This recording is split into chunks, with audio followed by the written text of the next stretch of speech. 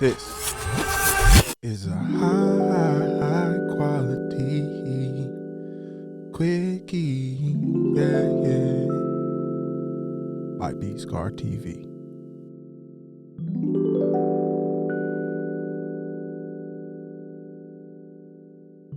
In the meadows, I am not alone. In the distance, two mysterious birds take a stroll. Maybe I discovered a new species.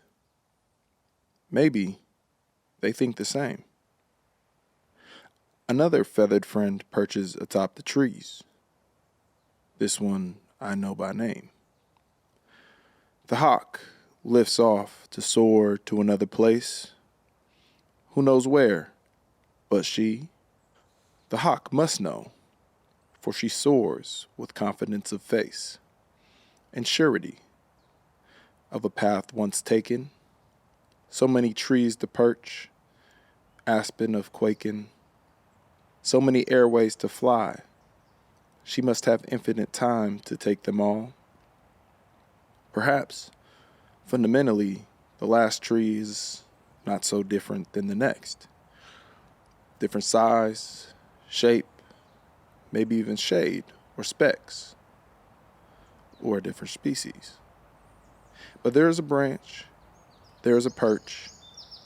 Perhaps the hawk knows that wherever she books her next flight, she will lift off and perch just as she should, and so she soars with grace and might. When you see her, wave, just as you would to a friend in the meadows. And we're back with another episode of B-Scar TV. This is a solo episode, a high-quality quickie, if you will. I've thought about these episodes as kind of being a reflection on my life and my experiences and what I'm pulling or gleaning from those experiences. And this episode is based on the trip that I recently took to Idaho. And Southeastern Idaho is where my mother's from, and we spent a lot of my childhood going to Southeastern Idaho and visiting the family cabin based in, we call it Dempsey Creek, and tons of land. Blessed to have had that from, passed down from my grandfather. And you go out there and be with family, cousins, aunts, uncles, grandparents when they were here with us, and spend a week, maybe even two, just being with them and just being with the nature. You're not hearing cars on the roads. You're not seeing people cross the streets. There's no streets, right? It's cattle, it's trees, it's grass, it's bugs, it's mice, it's snakes, and all these things that you experience as a kid. And a lot of times for the first time, the first time you see a water snake, the first time we rode a horse. And every time that I go back, unfortunately, it's been less and less frequent as I've gotten older and responsibilities of an adult have taken a hold of me. But, my summers in college being on campus and training, and then my summers in my professional career, oftentimes just being too minimal or infrequent free weekends.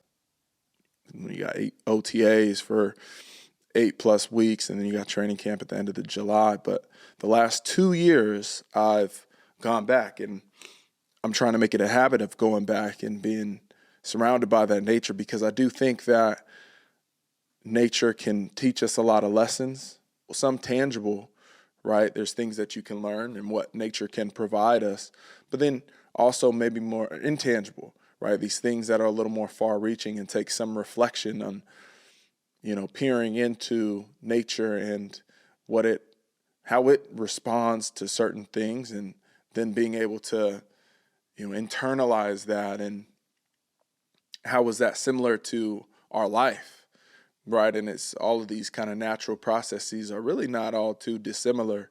We have a cousin who was living there year round, and he recently built this hydropower system, right? And like he's all into trying to build a sustainable lifestyle. He doesn't want to be 100% reliant on one source of energy, which in the past, how most of the families up there, and if you are living in, rural community or, out in the wilderness, most people rely on their propane in order to get energy, right? To get electricity, which is light, which is heat, all these different things, you get propane. And so you have to get that propane shipped up from the nearest city and brought by a truck, and then they fill up your propane tank, which, typically, it's hundreds of gallons, however much it holds. But my cousin recently built this hydropower system. How he did it is he went to the mouth of the stream, and you create a diversion, right? So basically an area where the stream comes down into what looks like a vents, right? You set up kind of this little mechanism where the water will run down into the vent, and the vent essentially takes some of that water, whatever goes in there, it takes it and diverts it to the system, right? And so then it runs through these pipes, and the pipes then run downhill and they go to a powerhouse where the water that's been diverted from the creek goes into this system, which has basically like a spinning wheel, and the water is responsible for spinning the wheel, and the wheel continuously spins, and so energy is continually created.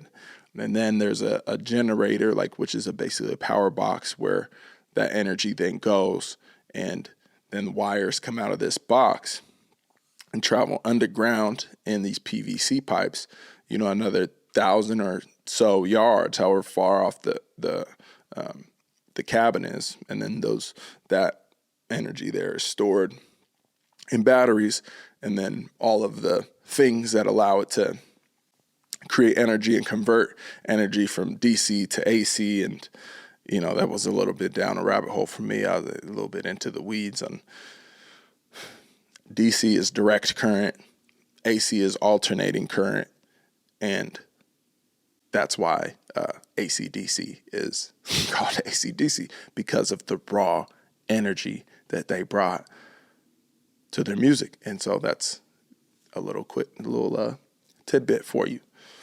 But anyways, another thing that was interesting with what he did was when you do this system and you divert water from the stream, it's under regulation. There's regulators who basically come and they permit and say, okay, yeah, you can only take this amount of water from the stream.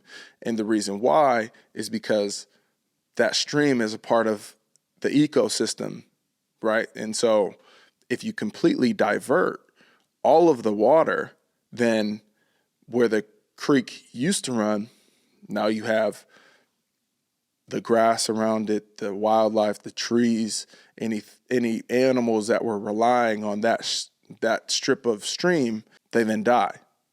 And so regulators are responsible for basically saying, okay, you can divert X amount of water from the stream or this creek or whatever and run it through your system. And the creek, without that water, will be able to survive. And after the water runs through the system and then the power is created, then that remaining water is spit out and then connects again to the creek a little bit farther down the line. I thought that was really a really interesting experience for me, is just to see that. And so now, my cousin, he runs his place off of hydropower, solar power, and he also uses propane. He has 3 different mechanisms for his energy and is not 100% reliant on any one of them. And so he's gotten to as close to sustainable living as I've seen, definitely up there. I mean, they're the first ones who, to my knowledge, have lived up there full time. And so, it's been something it's been a process for them, something like 15 years. And I think that there's a lesson there in itself. There is a regulator, right? And thank goodness that there are people out there who are dedicating their lives to regulate how human intervention affects the earth and the ecosystem of the earth, right? And then regulating and letting people know what they can or cannot do, because it may or may not disrupt the system too much. And so, like, you know, for ourselves and in our own lives, who does that regulation, right? And like something that I've been thinking more and more about for me as just I mature and get older and experience certain stressors and continue to try to, you know, perform at a high level in different aspects of my life, is like, how do I optimize my system, my natural system, which is my body, which is my mind, which is my heart, my emotions, my mood, my energy, all of these things. And like, the system has, my system and all of our systems that we're walking around in, right, which is basically like our physiology, our biology, has all adapted over hundreds and thousands of years as human beings to become what we've become, right? And what's manifested itself and is physically here is not for no reason. Everything has a reason, right? The reasons that, like, you know, just as baseline level, movement and exercise is something that is critical for us to stay healthy and for our system to stay healthy, right? And, you know, we have limbs to move and hold, hands to hold things and lift things, and, you know, that all of these things that were critical to our survival, you know, legs to run, right? And now in the heart that pumps blood throughout our bodies, and a heart rate that gets higher when we move more, which pumps more blood, which makes us more healthy and avoids this disease or that illness, or our immune systems to boost, right? And all of these things have happened naturally over time as an adaptation for our survival and to be the best physical beings that we could possibly be. You know, you just think about like your diet, the things that you eat. The more natural the foods are, the less processed, the more that you feel healthy, and the more that you can, again, avoid disease, or your immune system is stronger. You look better, you know, you have more energy, a better mood. You know, that's just like baseline. You could dig down rabbit holes to, you know, what types of exercise, what types of food, but just at a base level, like, you know, how do you optimize, you know, what we got, which is, you know, this body and this, our physiology, as you are diverting some of your energy elsewhere. Again, human intervention. You know, when you're pursuing a certain career, when you're in a certain job, when you're working your 9 to 5, when you're taking care of the family, when you're trying to put food on the table, keep a roof over your head, there's certain stressors that come to play. And there's, you know, maybe our body hasn't totally adapted to those things, right? And those are like introducing new things to our body and to our system that we have to regulate, right? And that's my point, is like, just as in the hydropower example, you have people who are regulating that system, because if you divert too much water from the original system, then the whole ecosystem suffers, right? And then if one part of the ecosystem suffers, then that is a compounding effect. So then the other part of the ecosystem suffers. And, you know, you might be diverting from a creek in one place, and it might cause the tree 5 miles down the road to die, which then had the owl who was hooting in there, and you know what I mean? This whole thing just compounds. And so that's why that we've assigned people jobs and careers to regulate the earth, because it's all connected and it's all a connected ecosystem. And the question is, who is who has been allocated the job to regulate us as we divert our energy elsewhere and into things that maybe aren't the most natural. But humans were, also designed to innovate and to create and to pursue and find purpose in these things that we do, and the only person that's really been assigned to regulate our natural system is ourselves. And so as we're, diverting our energy elsewhere, it's important to, take note and to learn the lessons that we can glean from nature and the mandate that is on these natural systems, both externally, that these natural systems that we see, and also these natural systems that we are and that we feel. And it's important, I think in these two cases with this hydropower system that was created and then these lives that we live, right, is just kind of taking note and learning a lesson. And, I grew up and I'm currently living in Portland, Oregon, where, man, it's surrounded by nature, and even as a kid, never really spent much time in nature, but like now I try to spend as much time as I possibly can. And, it's one of those things that for me is like, it's a regulator. Exercise and movement is one that's something that it's been my career. Keeping my body physically healthy has been my career, is one of the reasons why, I love sport and competition so much, because it can, it checks tons of boxes, and being physically healthy is one of those boxes, I guess, if you avoid injury. But like, your job is to be healthy. But walking in nature, it's one thing that I've really enjoyed doing, not just because there are these lessons, right? And this, lesson that I've learned from my cousin's hydropower system and then applying it to my own life and thinking about my regulators. It's, when I'm walking in nature these days, like I live up near Forest Park, which is one of the largest city or like national parks in the world. It's just expansive trees. And so I call my house the tree house.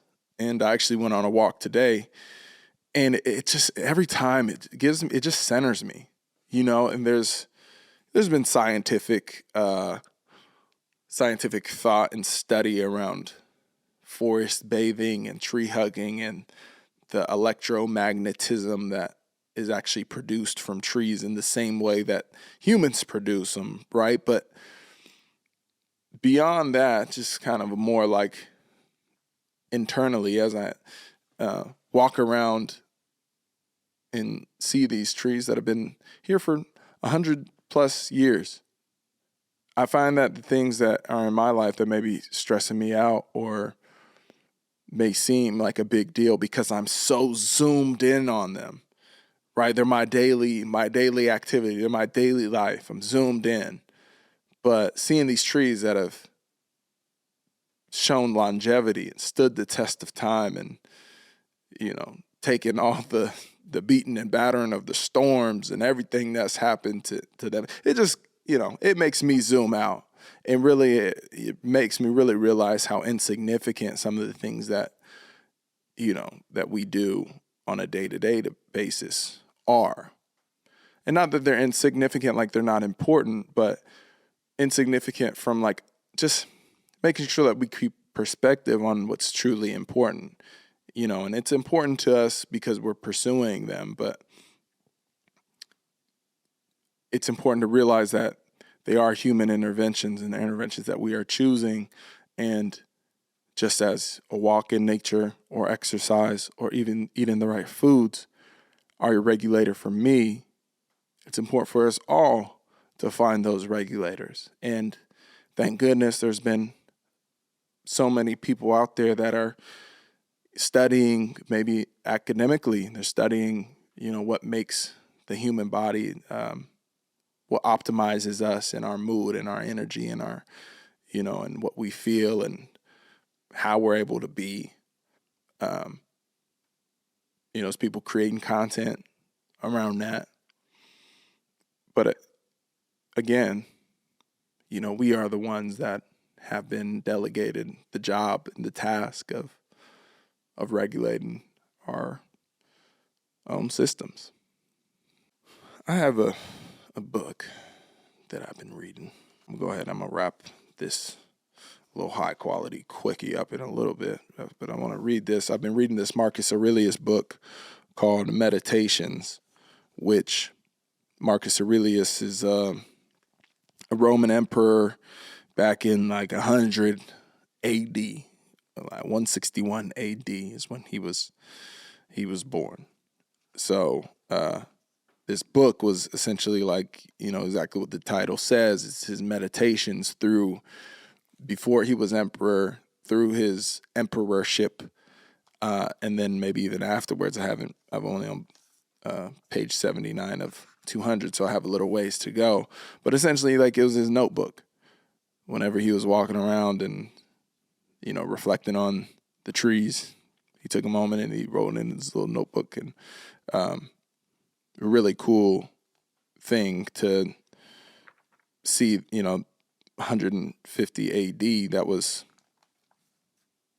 over 2,000 years ago. Nuts. But a lot of the things that he's talking about are relevant to today and the things that we're doing, the way that we're feeling. And when I read these certain things, and it's inspiring. And just one piece goes, this is page 78, which is book 6, chapter 40. Implements, tools, equipment. If they do what they were designed for, then they work, even if the person who designed them is miles away. But with naturally occurring things, the force that designed them is present within them and remains there, which is why we owe it special reverence, with the recognition that if you live and act as it dictates, then everything in you is intelligently ordered, just as everything in the world is.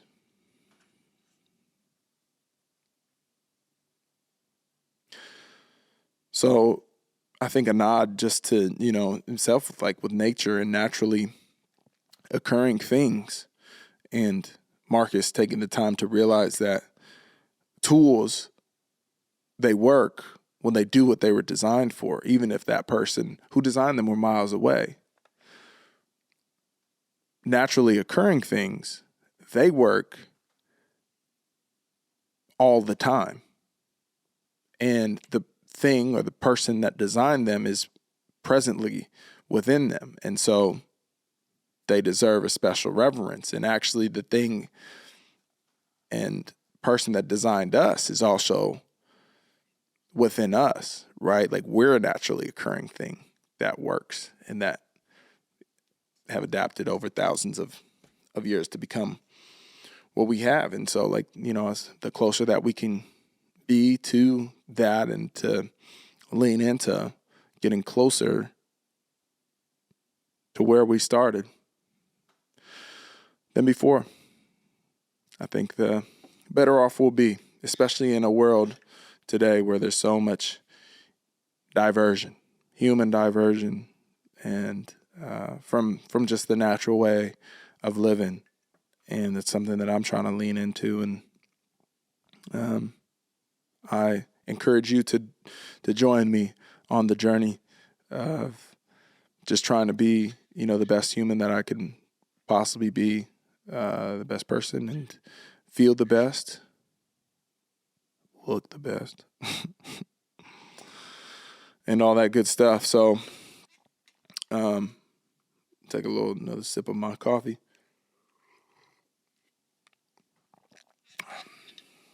That's another thing about these high quality quickies. I may just give a nod to what I'm sipping on during these. And this is sipping out of a Stumptown cup. And this is also Stumptown coffee. I think it's the Columbia brew. And I put a little Vital Proteins in there. the collagen creamer, vanilla. Put a little bit of that in to get a little collagen and a little flavor.